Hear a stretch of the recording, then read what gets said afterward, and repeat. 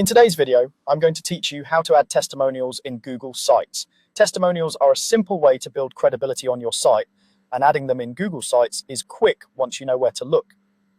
We'll walk through choosing the right spot, inserting the right type of content, and formatting it so your testimonials look clean, readable, and trustworthy. Start by opening your Google site and navigating to the page where you want your testimonial to appear.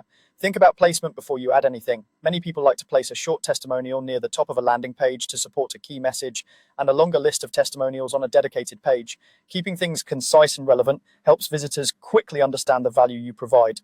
Now head to the Insert panel. You'll see options for text box, embed, and image.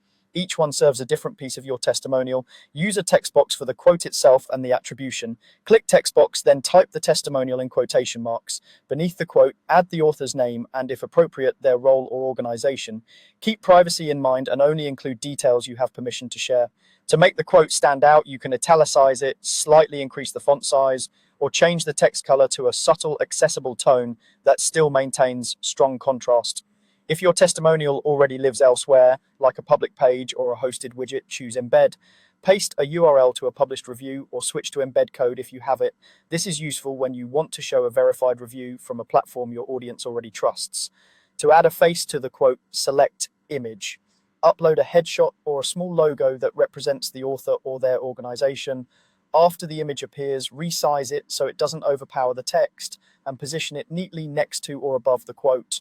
Add alternative text so screen readers can describe the image for visitors who rely on assistive technology. Take a moment to fine-tune spacing. Align the quote and the author's name consistently across all testimonials so the page looks intentional. Consider using a short dash before the author's name and keep the wording conversational and authentic. If you're adding multiple testimonials, repeat the same structure so they feel like a cohesive set. That's all there is to it.